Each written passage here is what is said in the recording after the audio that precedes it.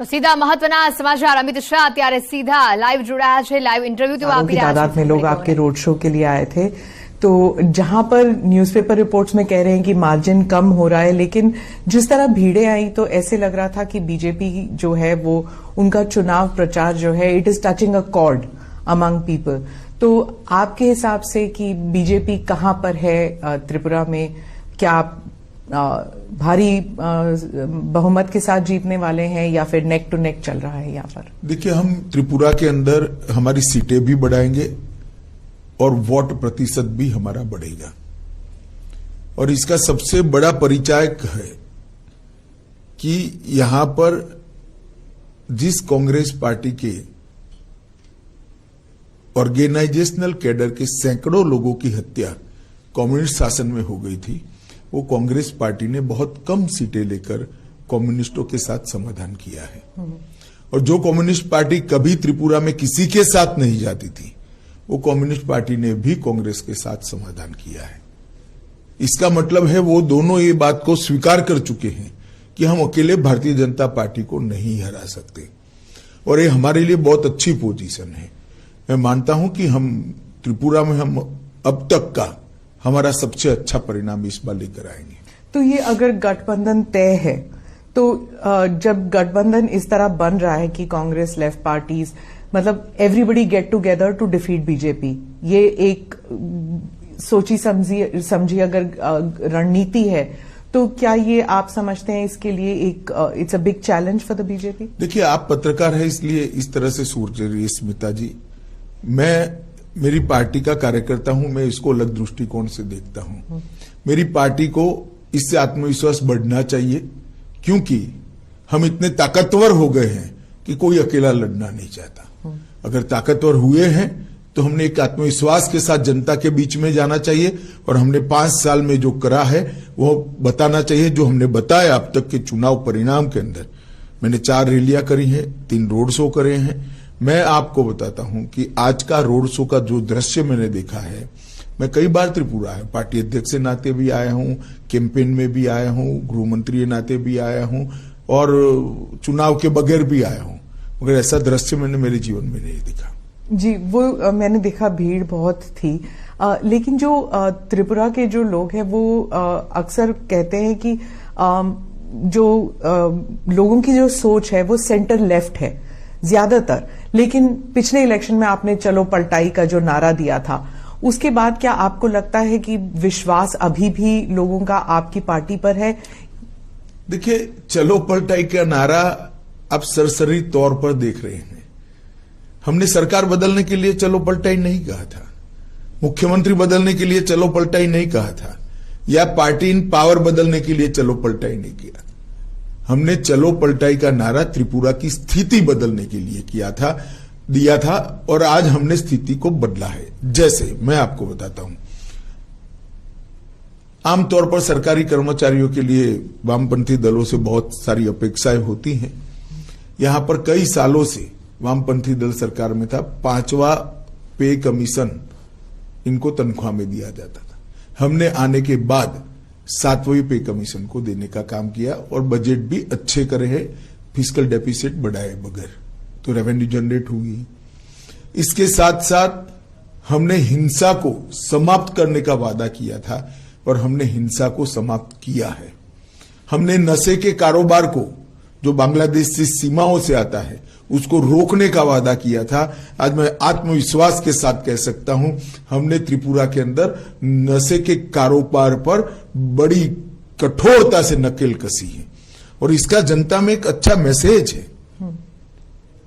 और हम इस बार नारा लेकर आए हैं, त्रिपुरा शांत हो चुका है, त्रिपुरा में अब वायलेंस नहीं है, अब त्रिपुरा को समृद्ध बनाने का समय आया है। मोदी जी और माणिक शाह की ये डबल इंजन की सरकार ने वो वादे को पूरा करने के लिए भी अब तक बहुत कुछ किया है।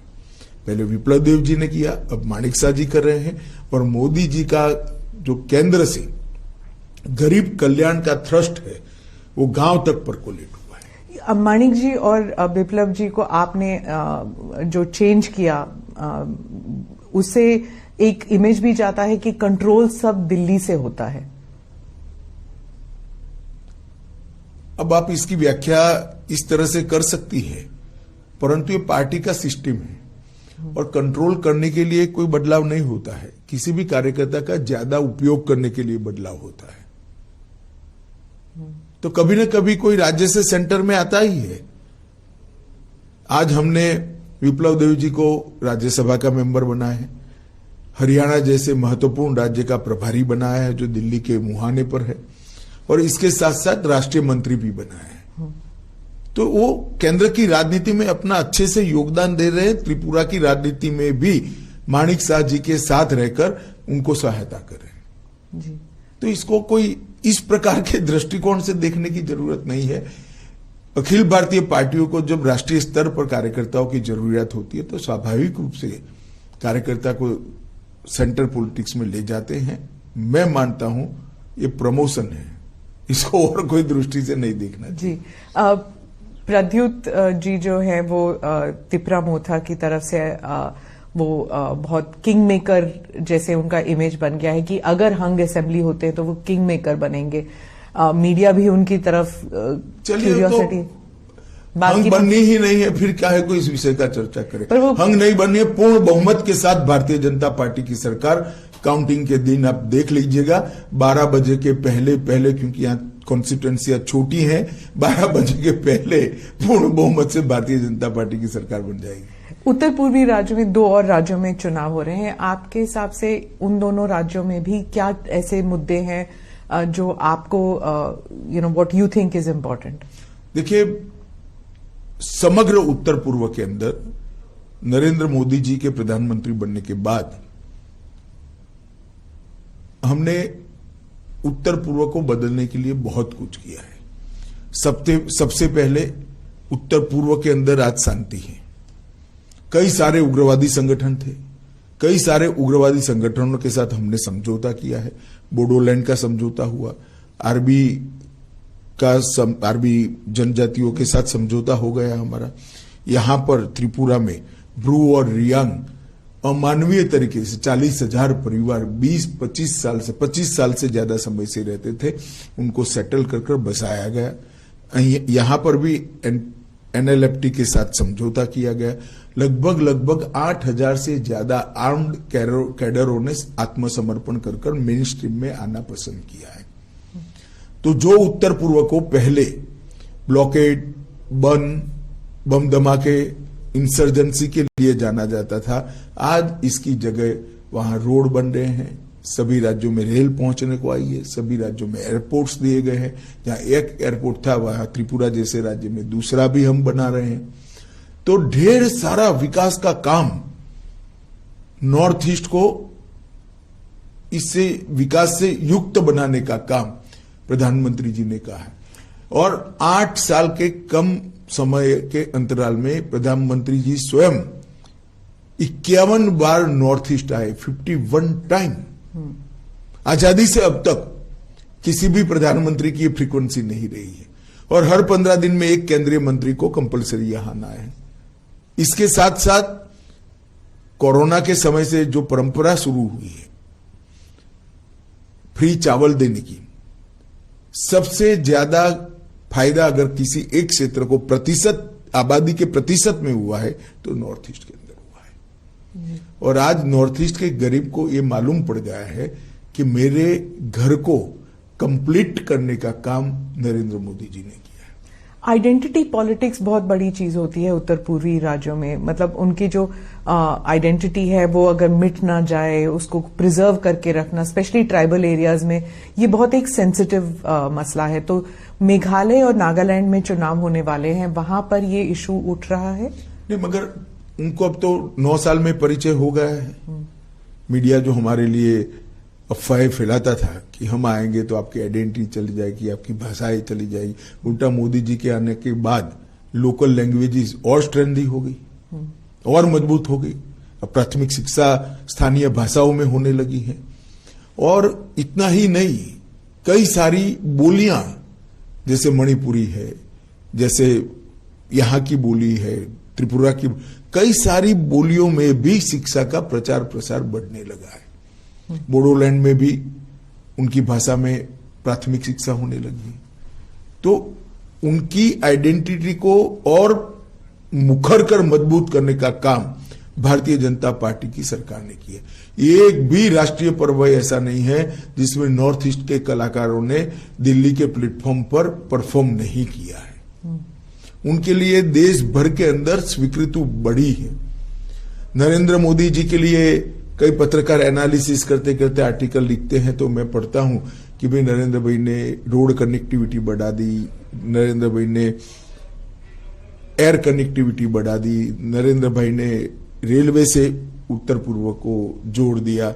ये तो किया ही है प्रधानमंत्री जी ने, मगर प्रधानमंत्री जी ने सबसे बड़ा काम अगर किया है तो उत्तर पूर्व और बाकी के भारत के हिस्सों के बीच में जो मन की दूरी थी उसको समाप्त कर दिया है। आज उत्तर पूर्व के लोगों को मन से लगता है कि भारत के बाकी हिस्सों में हमारा सम्मान है, यहां भारत के लोगों का सम्मान होना चाहिए। नागालैंड में भी ईस्टर्न नागालैंड में कुछ लोगों ने उकसाकर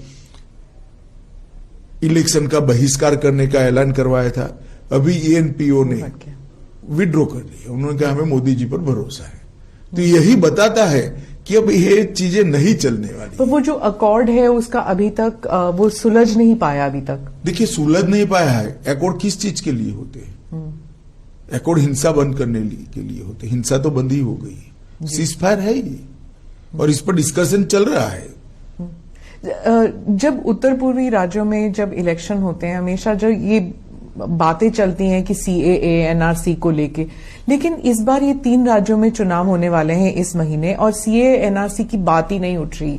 आप भी नहीं उठा रहे और ऑपोजिशन भी नहीं उठा रही। नहीं, हमारा उठाने का सवाल ही नहीं है, क्योंकि यहां पर शेड्यूल 6 और इनर लाइन परमिट से प्रोटेक्टेड लगभग 80% से ज्यादा हिस्सा है, इसलिए इससे प्रभावित ही नहीं होता है। सर, जनजाति लोगों की जो समस्याएं हैं उनको किस तरह दूर किया हुआ है बीजेपी ने, और ऐसा आपको क्यों लगता है कि जो जनजातीय समुदाय है बीजेपी को वोट देगी इस बार? देखिए, मैं आपको बताता हूं, जनजातीय समुदाय की बहुत सारी दिक्कतें थी। एक तो मन से वो उनकी स्वीकृति चाहते थे। नरेंद्र मोदी जी ने बड़े प्यार से जनजातियों को गले लगाने का काम किया है। इतने सालों के बाद पहली बार कोई राष्ट्रपति जनजातीय समाज से बनी है। इतने सालों के बाद पहली बार जनजातीय गौरव दिवस भगवान बिरसा मुंडा की जन्मदिन के पर मनाया जा रहा है। इतने सालों के बाद 1857 से पहले से जिन जनजातीय स्वतंत्रता सेनानियों ने देश को स्वतंत्र कराने के लिए योगदान दिया, इसके 10 बड़े बड़े म्यूजियम 200 करोड़ की लागत से बनाए जा रहे हैं। एकलव्य स्कूल लगभग 300% बढ़ जाएंगे। तो ये बहुत बड़ी उपलब्धि है। उनको लगता है कि ये सरकार हमारे लिए सोच रही है। इसके साथ साथ देश भर के जो गरीबों को फायदा हुआ, वो पूरा फायदा जनजातीय समाज को किसी भी भेदभाव के बगैर मिला है। मैं स्पष्टता से कह सकता हूं, कांग्रेस के शासन में नहीं होता था। आज गरीबों को घर मिल रहा है तो क्योंकि जनजातीय समाज में सबसे ज्यादा गरीबी थी, सबसे ज्यादा फायदा उनको हुआ है। घर में पानी पहुंच रहा है, उनके घर में बरोबर पहुंच रहा है। गैस का सिलेंडर मिला है, उनको भी मिल रहा है। 5 लाख तक का हेल्थ का कार्ड मिल रहा है तो उनको भी मिल रहा है। मुफ्त चावल उनको भी मिल रहा है। ढेर सारी चीजें जो मोदी जी ने आम गरीबों के लिए की, इसका किसी भी भेदभाव के बगैर उसका फायदा जनजातियों को मिला है। और जनजाति को भी अब विकास का अनुभव होने लगा है कि हमें गुमराह कर झगड़ा लगाकर हाथ में हथियार थमा दिए गए, मगर हमारा कल्याण नहीं हुआ, पीढ़ियां बर्बाद हो गई। आज शांति के कारण डेवलपमेंट संभव हुआ है। शांति के कारण जनजाति के बच्चों का शिक्षा समाप्त हुआ है और शांति के कारण रोजगारी भी बढ़ी है। और ये जो नरेंद्र मोदी जी का संदेश है, विकसित नॉर्थ ईस्ट, पूरे भारत में इंजीनियरिंग अजूबा माने जाएंगे। इस प्रकार के double decker bridge north east के अंदर बने हैं। 2024 के पहले नॉर्थ ईस्ट की सभी राजधानी रेल और एयर इससे जुड़ जाएगी। ये कोई छोटी बात नहीं है जी। आप मिलिटेंसी की बात करते हैं तो मैं अब दक्षिण की ओर रुख करती हूँ। आप सैटरडे को, शनिवार को आप कर्नाटका में थे और आपने पीएफआई की बात की कि बीजेपी की सरकार है जिसने पीएफआई को बैन किया, और थोड़ा सा उसमें विवादास्पद बयान ये भी था कि कांग्रेस जो है वो पीएफआई को उकसा रही थी। तो वहां पर जो कर्नाटका के जो कांग्रेस लीडर्स हैं वो इस बात से काफी नाराज हैं कि ये टिपिफाई किया आपने कि कांग्रेस और पीएफआई एक थी। मैंने ऐसा नहीं किया कांग्रेस और पीएफआई एक थी। मैंने ये कहा कि पीएफआई के कैडर पर अलग अलग प्रकार के केस थे, वो केस को समाप्त करने का प्रयास कांग्रेस सरकार द्वारा किया गया जिसको कोर्ट ने रोका है। अब इसमें इनको बुरा लगाने जैसा क्या, या तो आप प्रयास न करते, प्रयास करोगे तो सुनना पड़ेगा। और दूसरी ओर हमने पीएफआई को बैन किया है, सफलतापूर्वक बैन किया है। और मैं मानता हूं कि पीएफआई इस देश में धर्मांधता और कट्टरता बढ़ाने वाला ऑर्गेनाइजेशन था। टेररिज्म का एक प्रकार से रॉ मटेरियल तैयार करने का वो लोग प्रयास कर रहे थे। कई ऐसे डॉक्यूमेंट मिले हैं जो बताते हैं कि इनकी गतिविधियां देश की एकता और अखंडता के लिए अच्छी नहीं थी। तो हमने वोट बैंक की पॉलिटिक्स से ऊपर उठकर इस पर कठोरतापूर्वक बैन लगाने का फैसला किया है। पर इतने साल क्यों लग गए? मतलब सब जानते थे, खासकर कर्नाटका में सब जानते थे कि पीएफआई जो है वो टेररिज्म के साथ थी। देखिए, एक समय था जब पीएफआई दक्षिण कर्नाटक और केरल का प्रॉब्लम था। जब हमने बैन लगाने का फैसला दिया इस वक्त कि पीएफआई ने देश भर में अपना काम फैलाने का शुरुआत भी कर दी थी, काफी हद तक फैला भी चुके थे।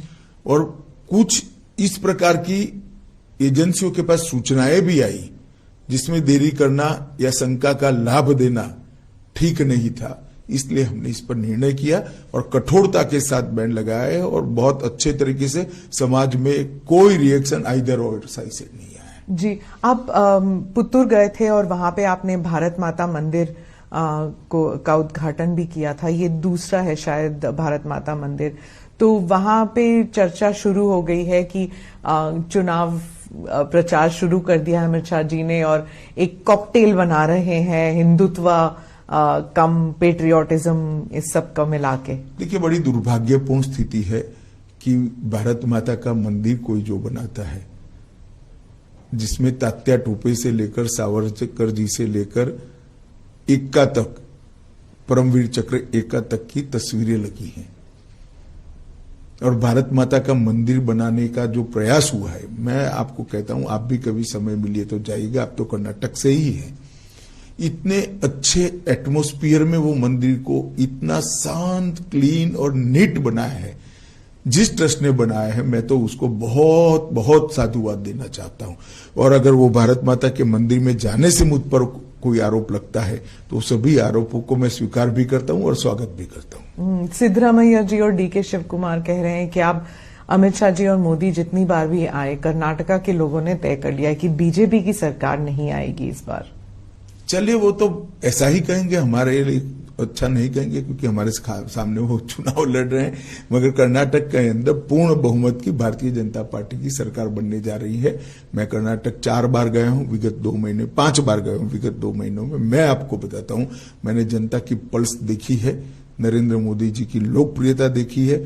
वहां पर बहुत बड़ा मैंडेट भारतीय जनता पार्टी को मिलने जा रहा है। तटीय और दक्षिण कर्नाटका में तो होल्ड था ही बीजेपी का, लेकिन आप मानते हैं कि बाकी इलाकों में भी? नहीं, उत्तर कर्नाटक और हैदराबाद कर्नाटक में भी मैं जाकर आया हूं। जी जी। और मैंने शुरुआत तो मांड्या से करी है। मांड्या में इतनी बड़ी रैली भारतीय जनता पार्टी की कभी नहीं हुई। तो मांड्या की जनता भी अब परिवारवादी पार्टियों से खिसक कर भारतीय जनता पार्टी के डेवलपमेंट के पॉलिटिक्स को एक्सेप्ट करती है। मैं मानता हूं बहुत शुभ चिन्ह है कर्नाटक की राजनीति के लिए। जेडीएस जो है वो भी कह रही है कि हम पर परिवारवाद का आरोप लगाते हैं अमित शाह जी, लेकिन उनके पार्टी में भी तो इतने सारे लोग हैं जो 2nd generation 3rd generation politicians हैं। देखिए, 2nd जनरेशन 3rd जनरेशन में जो काम करते हैं ऐसे लोग मेरी पार्टी में भी है जी। मगर मेरी पार्टी में ऐसा नहीं है कि पार्टी का अध्यक्ष उसके बाद उसी के परिवार का व्यक्ति अध्यक्ष बनेगा या तो पूरा का पूरा परिवार एमपी या एमएलए बन जाएगा। ये किस प्रकार की कंपैरिजन है? पूरी डेमोक्रेटिक सिस्टम को आपने समाप्त कर दिया है। इस प्रकार के आंख में धूल झोंकने वाले बचाव जनता के सामने रखकर आप परिवारवाद को छुपा नहीं पाओगे। आपने कश्मीर के बारे में भी ये कहा था जब आर्टिकल 370 पे जब हमने इंटरव्यू किया था, तब उस वक्त भी आपने कहा था कि परिवारवाद जो है वो खत्म हो जाएगा, अब कश्मीर में नए नेता उभरेंगे। लेकिन अभी भी वहां पे अभी चुनाव ही कहां हुआ है? पर तैयारियां तो शुरू हो गई हैं। तो तैयारी तो करने का सबको अधिकार है। जनता का मैंडेट देखिएगा। अब ये जो पंच सरपंच चुनकर आए हैं, इसमें से ही नया नेतृत्व इमर्ज होगा, वहीं से कश्मीर के नेता निकलेंगे। सर, जहां पर आप ऑपोजिशन की पार्टीज पर परिवारवाद का आरोप लगाते हैं, वहीं कांग्रेस जो है अब आप पर, आपकी पार्टी पर, आप पर नहीं, आपकी पार्टी पर मित्रता का आरोप लगा रही है कि मित्र, बीजेपी के जो मित्र हैं, अडानी जी के बारे में कहा जाता है कि उनको सभी कॉन्ट्रैक्ट्स मिल रहे हैं और बीजेपी जो है उनका जो डिफेंस है वो इतना नहीं है, इतना स्ट्रांग नहीं है। अभी सुप्रीम कोर्ट ने केस का संज्ञान लिया है। देश की कैबिनेट के सदस्य नाते जब सुप्रीम कोर्ट ने किसी मैटर को सीज किया हो, उस वक्त मेरे लिए बोलना ठीक नहीं होगा, परंतु इसमें बीजेपी के लिए कुछ छुपाने को नहीं है और ना किसी बात से डरने की जरूरत है। जी, निर्मला जी ने भी कहा था संसद में कि हमें कांग्रेस से करप्शन के बारे में सीखने की जरूरत नहीं है, कि मतलब वो हमको जो पाठ पढ़ाने की कोशिश कर रहे हैं, हमको आपसे सीखने की जरूरत नहीं है, ये उन्होंने संसद में कहा था। लेकिन राहुल गांधी जी की पूरी स्पीच जो है सिर्फ अदानी अदानी अदानी पर था। अब वो तो उनको क्या स्पीच देनी, उनको सोचना चाहिए। इनकी जो स्क्रिप्ट लिखते हैं इन लोगों को सोचना चाहिए।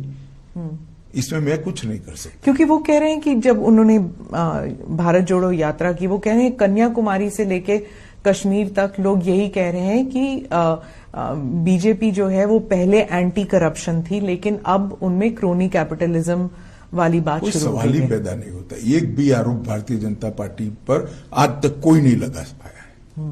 उनके जमाने में उन्हीं की एजेंसियों ने, चाहे कैग हो चाहे सीबीआई हो, उन्होंने करप्शन का संज्ञान लेकर केस रजिस्टर किए थे। 12 लाख करोड़ के करप्शन के घोटाले किए थे।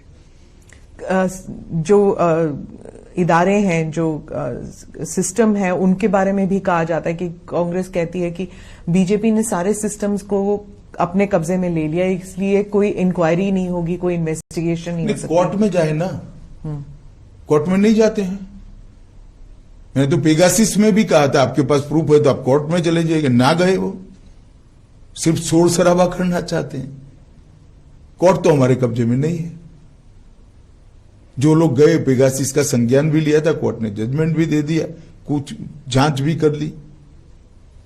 बीजेपी के स्पोक्स पर्सन कह रहे हैं कि हर इलेक्शन से पहले ऐसे एक इंटरनेशनल कंस्पिरेसी होता है। पहले रफाल था। देखिए स्मिता जी, मैं बीजेपी के स्पोक्स पर्सन को इसका जवाब देने दीजिए। मैं आपको बताता हूं, सुप्रीम कोर्ट ने इसका संज्ञान लिया है। इस बारे में मैं कम से कम अभी बात करना नहीं चाहूंगा। क्या कोई कंस्पिरेसी है सर? जैसे बीबीसी का डॉक्यूमेंट्री हो या फिर ये सब, ये हिंडनबर्ग का रिपोर्ट हो, क्या आप भी ऐसे देखते हैं कि कोई? देखिए, सत्य जो होता है इस पर 1000 कॉन्स्पिरेसी कर लो, कुछ नहीं होता है।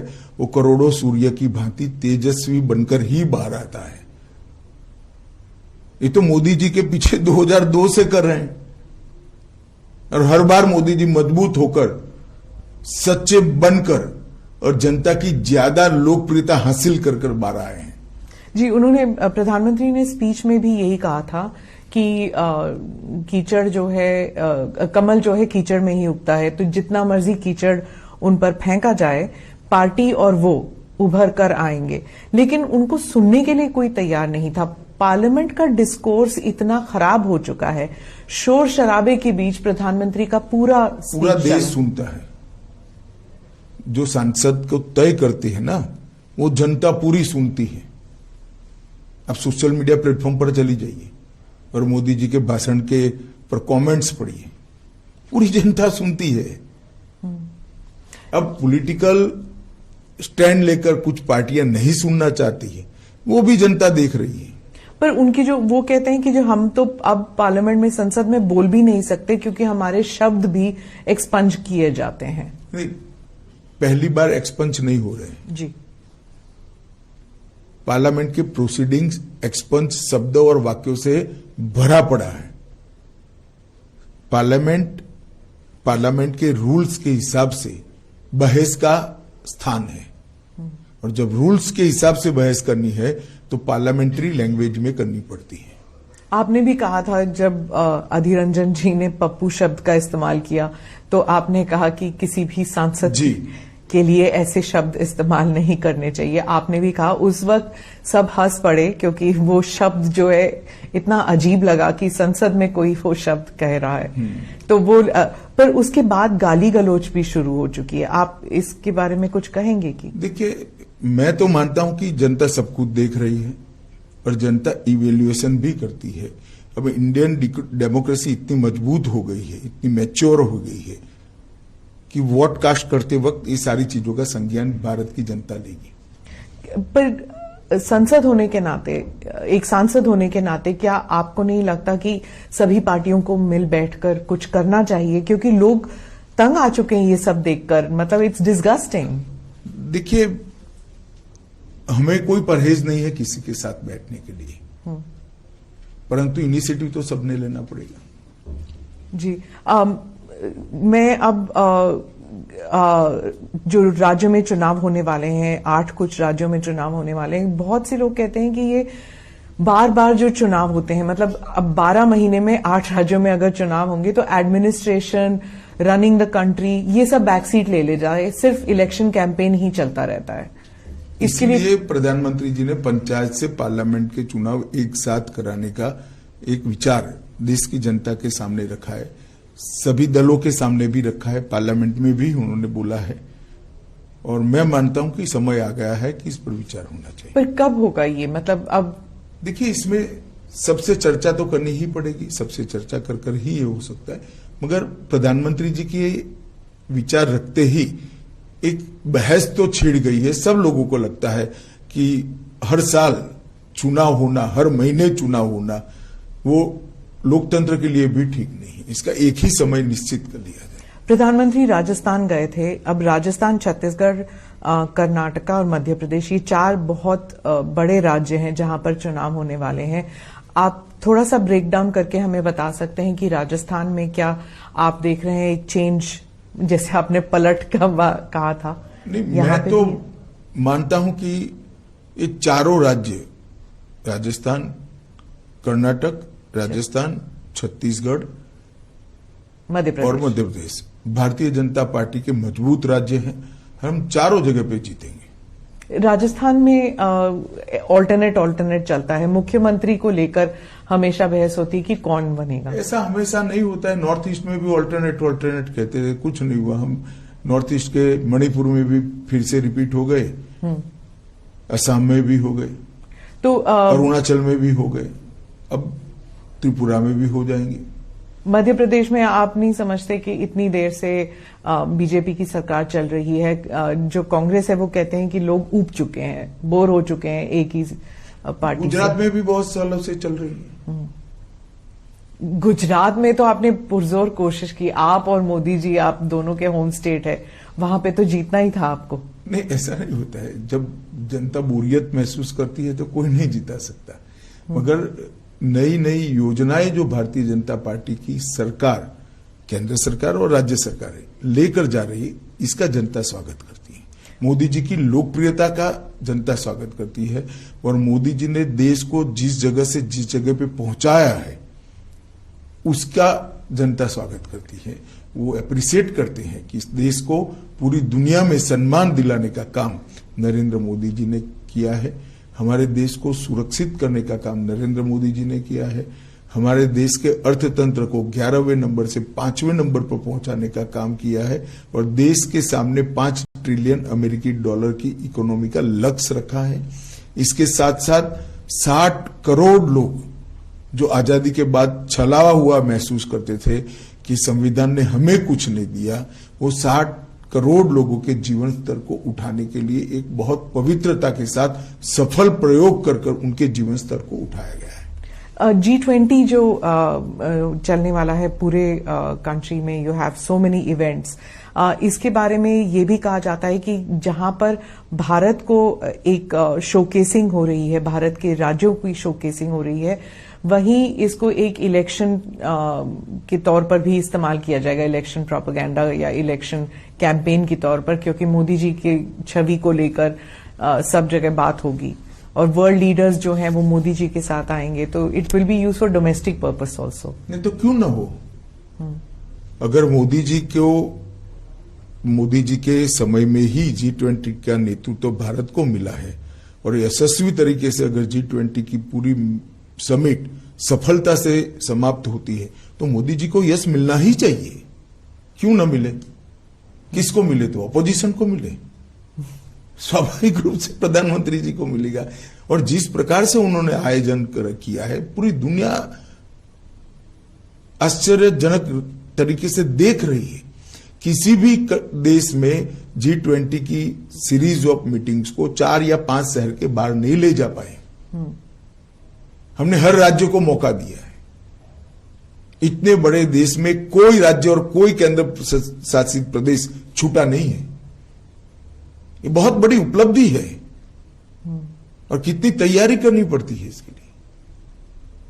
और आज समग्र भारत की विविधता का, अलग अलग हमारी संस्कृतियों का, अलग अलग खान पान, अलग अलग वेशभूषा, अलग अलग प्रकार की भाषाओं का मैसेज लेकर पूरी दुनिया वापिस जाएगी। बीजेपी के बारे में ये कहा जाता है हर चीज जो है वो गाजे बाजे के साथ किया जाता है, G20 भी वैसे ही किया जा रहा है। कंटेंट अगर हो या ना हो, लेकिन उसको प्रोजेक्शन, उसकी मार्केटिंग बहुत अच्छी तरह होनी चाहिए। देखिए, मार्केटिंग का बेसिक सिद्धांत है, प्रोडक्ट अच्छी हो तो ही लॉन्ग टर्म में मार्केटिंग सफल होती है। ये आपने वही गुजराती वाली बात कही। बेसिक सिद्धांत है। और अगर प्रोडक्ट अच्छी है तो उसको गाजे बाजे के साथ मार्केट करना ही चाहिए। तो प्रधानमंत्री जी का जो काम है वो क्यों भारतीय जनता पार्टी का कार्यकर्ता गौरव के साथ देश और दुनिया के सामने न रखे। 75 साल के अंदर भारत को इतनी तेजी से आगे बढ़ाने के लिए जो प्रयास हुए हैं, सिर्फ प्रयास नहीं, सफलता भी मिली है, उसको गौरव के सामने देश और दुनिया, गौरव के साथ देश और दुनिया के सामने रखना चाहिए। और मैं मानता हूं ये प्रधानमंत्री जी का सिर्फ गौरव नहीं हो रहा है, पूरे भारत का हो रहा है। ये भी कहा जाता है कि बीजेपी जो है वो जम्मू कश्मीर को लेकर कहा जा रहा था कि बीजेपी जो है वो इट इज राइटिंग अ री इमेजिन्ड हिस्ट्री। मतलब करंट जो है वो तो चल ही रहा है, लेकिन हिस्ट्री को भी रीराइट कर रहा है। कश्मीर को लेकर कहा जाता था और it's said about the rest of the country also कि आप जो हैं वो you are talking about a past which you want to erase a certain past, कि मुगलों को इरेज कर देते हैं, जो नेहरू जी का कंट्रीब्यूशन है उसे इरेज किया जा रहा है। 370 के रेफरेंस में कहती है, सिर्फ 370 नहीं तो नेहरू जी के कारण 370 ही आया। तो हमारा तो एजेंडा है 1950 से डाला, तब से है कि नहीं होना चाहिए था, इससे देश का नुकसान हुआ है और अब ये सिद्ध भी हो रहा है। जिस तरह से जम्मू कश्मीर के अंदर डेवलपमेंट हो रहा है, जम्मू कश्मीर में जिस तरह से आतंकवाद धीरे धीरे धीरे समाप्त हो रहा है, सारे आंकड़े आप देखिए, ढेर सारा परिवर्तन जम्मू कश्मीर में हो ही रहा है। और बाकी राज्यों में जो हो रहा है वहां पर भी आप जैसे कह रहे हैं कि रीनेमिंग ऑफ सिटीज, आपने लखनऊ को रीनेम करना है, हर चीज, मतलब जो मुगलों का जो कंट्रीब्यूशन है उसे हटा दीजिए, नेहरू परिवार का जो कंट्रीब्यूशन है उन्हें कंट्रीब्यूशन कोई नहीं हटाना चाहिए, ना हम भी हटाना चाहते हैं, परंतु इस देश की परंपरा को अगर कोई स्थापित करना चाहते तो इसमें किसी की आपत्ति नहीं।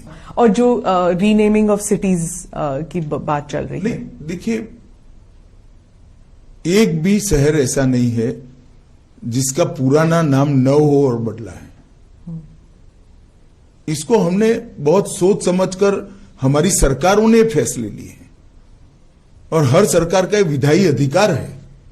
जी, 2024 को लेकर आप समझते हैं क्या आप ऑलरेडी एक एजेंडा लेकर चल रहे हैं कि 2024 के इलेक्शन के लिए क्या मुद्दा होगा बीजेपी के लिए, क्या मैसेजिंग होगा? देश का विकास, सुरक्षित देश से अर्थतंत्र को विश्व में सबसे तेज गति से बढ़ने वाला अर्थतंत्र बनाना, भारत का गौरव समग्र विश्व के अंदर पहुंचाने का प्रयास और सफलतापूर्वक इसकी स्वीकृति आई है, और देश के 60 करोड़ गरीब लोगों के जीवन स्तर को उठाने का 8 साल के अल्पकाल के अंदर जो प्रयास किया और हम उठाने में सफल भी हुए हैं।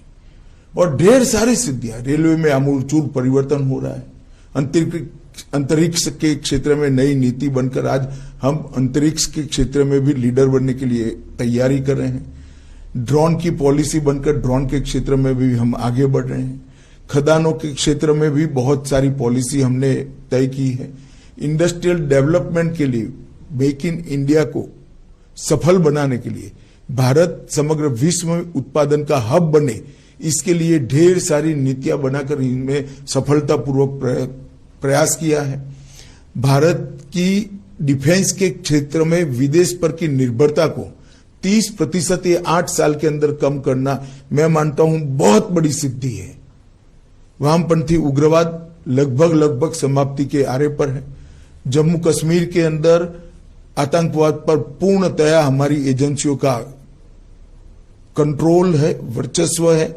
नॉर्थ ईस्ट के अंदर पूरा एक प्रकार से जो उग्रवादी ग्रुप थे, इसके अंदर बहुत सारा समाधान कर हमने धीरे धीरे कर 8,000 से ज्यादा उग्रवादी ग्रुपों के लोगों को मेन स्ट्रीम में लाने में सफलता हुई। नॉर्थ ईस्ट पहली बार विकास का अनुभव कर रहा है।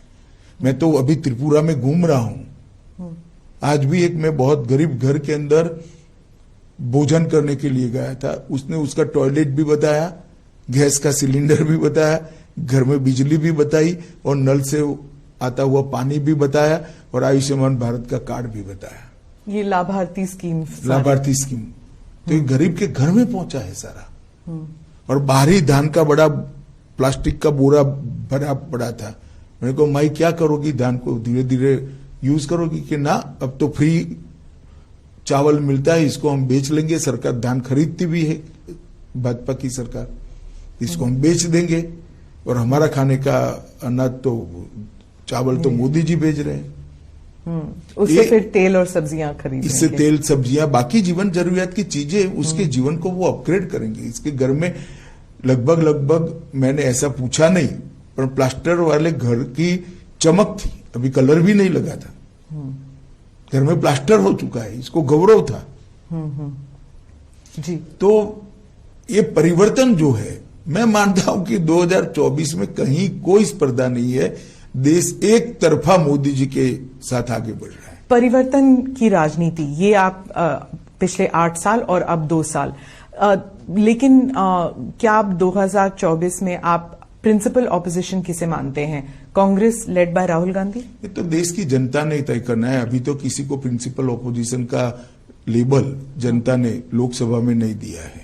लेकिन भारत जोड़ो यात्रा के बाद अब तो ऐसे ही लग रहा है कि मोदी जी के खिलाफ तो अब राहुल गांधी ही खड़े होंगे, क्योंकि ममता जी वगैरह तो देखिए ना, 3 राज्यों में चुनाव है, कितना असर होता है। राहुल गांधी तो आए नहीं कैंपेन करने के लिए, त्रिपुरा तो आए नहीं।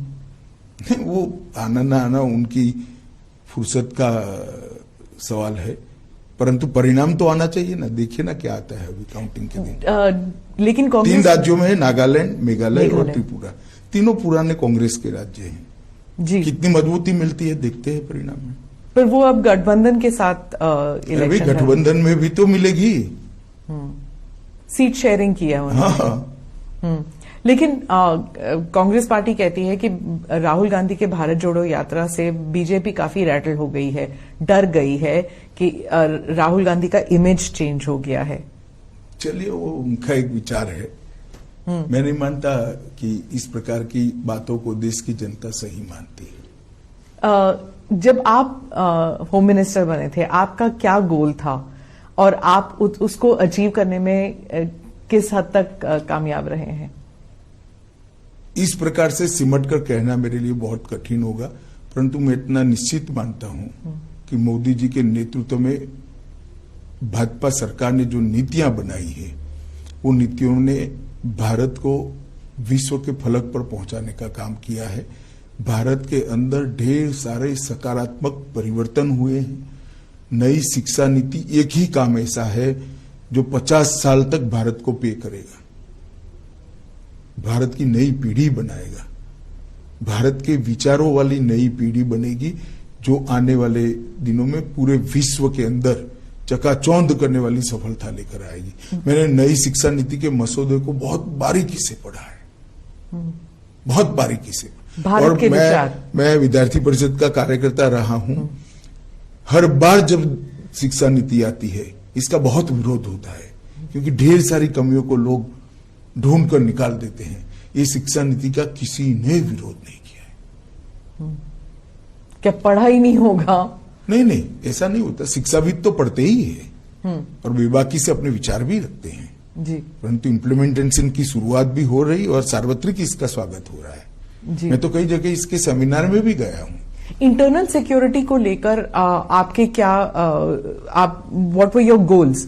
जैसे आपने 370 वाला किया, आपने आर्टिकल 370 वाज प्राइम आपके उसमें, तो इसके अलावा जम्मू कश्मीर के अलावा नक्सलवाद को खत्म करना क्या था? 3 हॉटस्पॉट वाले जगह थी इंटरनल सिक्योरिटी की दृष्टि से।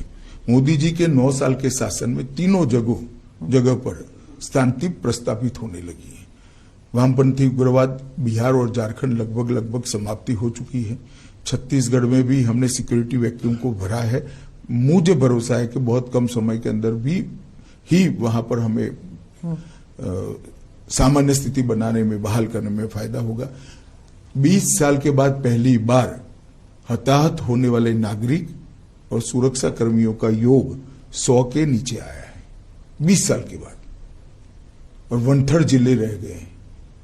बहुत बड़ी उपलब्धि है। इसी तरह से जम्मू कश्मीर में भी टेररिज्म से रिलेटेड सभी प्रकार के आंकड़े जब से टेररिज्म शुरू हुआ तब से लेकर आज तक सबसे अच्छी स्थिति में है। करोड़ों यात्री जम्मू कश्मीर जा रहे हैं, सुरक्षा से यात्रा कर वापिस आ रहे, टूरिस्ट जा रहे हैं, कोई दिक्कत नहीं है। इतने बाय एयर पैसेंजर कभी नहीं गए थे जितने अभी गए हैं। तो ये बहुत बड़ा परिवर्तन है और नॉर्थ ईस्ट में आप देख ही रही है। खालिस्तान जो मूवमेंट है उसके जो टेररिस्ट हैं बाहर से उनको समर्थन दे रहे हैं। इंटरनली इंडिया में भी जैसे चंडीगढ़ में भी कुछ लोग निकले थे बाहर। वायलेंस बढ़ता जा रहा है, खालिस्तान जैसे वर्ड फिर से इस्तेमाल होने लग गए हैं। देखिए, ये सालों से होता है। हम इस पर गंभीरता से वॉच बनाए रखे हुए हैं। पंजाब सरकार से भी हमारी चर्चाएं होती है। सभी एजेंसियों का कोऑर्डिनेशन अच्छा है।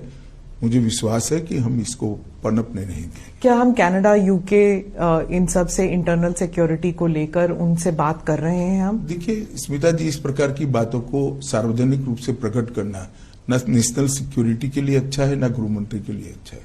जी वो मैं समझती हूँ, लेकिन लोगों को डर जरूर लगता है कि फिर से 80 का दशक फिर से। हमारी क्रेडिबिलिटी है, किसी को डरने की जरूरत नहीं। जी आप राउंड अप अगर हम करें कि इंटरनल सिक्योरिटी के मामले में हम लोग जब आपकी सरकार आई 2014 से और अब तक सबसे एक खास उपलब्धि आप कौन सी मानेंगे? कहा ना, तीनों थिएटर के अंदर बहुत बड़ा से ज्यादा इंसर्जेंसी ग्रुप के लोगों ने नॉर्थ ईस्ट अकेले में हथियार डाले हैं। ये आंकड़ा 22 साल के बाद 100 से कम हुआ है। जिले बहुत सारे मुक्त कर दिए गए। यहां से अपसफा 60% से ज्यादा क्षेत्र के अंदर उठा लिया गया है नॉर्थ ईस्ट में से।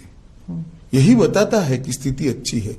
करोड़ों यात्री, टूरिस्ट और यात्री जम्मू कश्मीर का टूर कर दर्शन कर अमरनाथ का और वैष्णो देवी का सफलता से आनंद के साथ वापस। जम्मू कश्मीर में आपने कहा था कि स्टेटहुड वापस आएगा। आपने ये वादा किया था कि एक नहीं, मैंने बहुत स्पष्ट वादा किया था, एक चुनाव के बाद आएगा, और जम्मू कश्मीर के चुनाव। और जम्मू कश्मीर का चुनाव अभी आप नहीं कह सकते? नहीं, मैं नहीं कह सकता, मगर मतदाता सूची बनाने का काम अब लगभग समाप्ति पर है, फिर इलेक्शन कमीशन ने कॉल लेनी है। महबूबा मुफ्ती और उमर अब्दुल्ला कहते हैं कि पहले कभी ऐसे नहीं हुआ था कि कोई चुनाव नहीं हो रहे, इतने सालों साल चुनाव नहीं हो रहे, and there is a system of getting things done, लेकिन वो हो नहीं रहा है। ऑर्डिनरी सिटीजन्स के घरों पर बुलडोजर चलने लग गए हैं, आर्बिट्ररी हो रहा है। देखिए, अगर मनमाने तरीके से, गैरकानूनी तरीके से कुछ भी हो रहा है तो सब कोर्ट में जा सकते हैं। एक बात, जहां तक चुनाव का सवाल है, उनको कभी क्यों पंच, सरपंच, जिला पंचायत, तहसील पंचायत के चुनाव की याद नहीं आती है? वो हमारे ही शासन में हुए हैं। 70 साल से आप लोगों ने नहीं करे थे। 3 परिवार अपना कब्जा बनाकर जम्मू कश्मीर में बैठे थे, और आज ये सारे चिल्ला रहे हैं।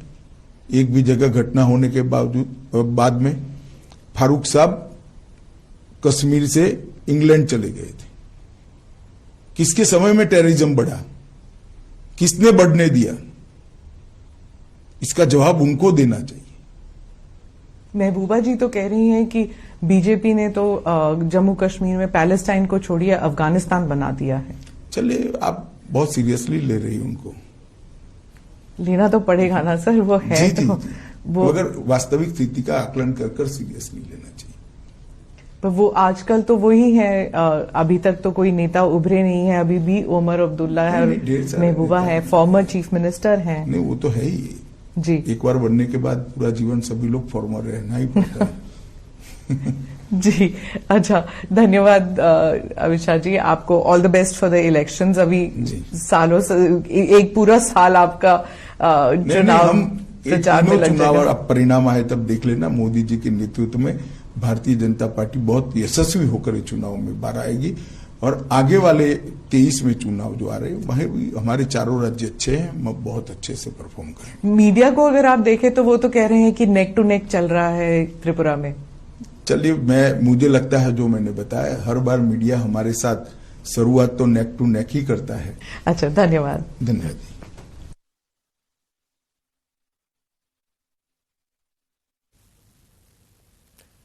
તો વર્ષ 2023નું કેન્દ્રીય ગૃહમંત્રીનો આ પ્રથમ ઇન્ટરવ્યુ અત્યારે આપણે નિહાળ્યો છે। ઇન્ટરવ્યુમાં તેમણે વિપક્ષ પર જે આકરા પ્રહાર કર્યા છે, સાથે જ 2023માં લગભગ 9 એવા રાજ્યો છે જ્યાં વિધાનસભાની ચૂંટણી આવવાની છે, તે ચૂંટણીમાં તેમની જે રણનીતિ છે કેવી રહેશે તે તમામ વિશે તેમણે આ ઇન્ટરવ્યુમાં જણાવ્યું છે। સાથે જ ભારત ડિફેન્સ ક્ષેત્રે જે રીતે આગળ વધી રહ્યું છે તેવું પણ તેમણે જણાવ્યું છે। સાથે જ વાત કરીએ તો નીતિથી વિકાસની જે રીત છે તે અંગે પણ તેમણે જણાવ્યું છે। કાશ્મીર ચૂંટણીનો નિર્ણય ईसीआई करशे तेवुं तेमणे जणाव्युं छे। साथ ज वात करीए तो जम्मू काश्मीरनी चूंटणी विषे तेमणे पूछवामां आव्युं हतुं। तेमणे कह्युं हतुं कि ईसीआई तेनो निर्णय करशे, हुं अत्यारे कंई ना कही शकું तेवुं तेमणे जणाव्युं छे। आपने जणावी दઈએ 2023માં 9 एवा राज्यो छे ज्यां विधानसभानी चूंटणी आववानी छे, तेनी तैयारीओ माटे तमाम पार्टीओ लागी गई छे। त्यारे 2023નો આ પ્રથમ ઇન્ટરવ્યુ કેન્દ્રીય ગૃહમંત્રીનો આપે અત્યારે નિહાળ્યો। 2023 વિધાનસભાની ચૂંટણીમાં તેમની જે રણનીતિ રહેશે, કઈ રીતે તૈયારી થવાની છે, કેવી રણનીતિ રહેવાની છે, તમામ વિશે તેમણે આ ઇન્ટરવ્યુમાં જણાવ્યું છે। અને સાથે જ 2024 લોકસભા ચૂંટણી આ વખતે બે જે વર્ષ, આ 2 વર્ષ 2023 અને 2024 જે ચૂંટણીના રહેવાના છે તેની પહેલાનો આ ઇન્ટરવ્યુ અત્યારે આપે નિહાળ્યો। સાથે જ ઇન્ટરવ્યુમાં તેમણે વિપક્ષ પર આક્રમક પ્રહારો પણ કર્યા છે। 2023માં 9 એવા રાજ્યો કે જ્યાં ચૂંટણી થશે તેની રણનીતિ અંગે પણ તેમણે આ ઇન્ટરવ્યુમાં જણાવ્યું છે।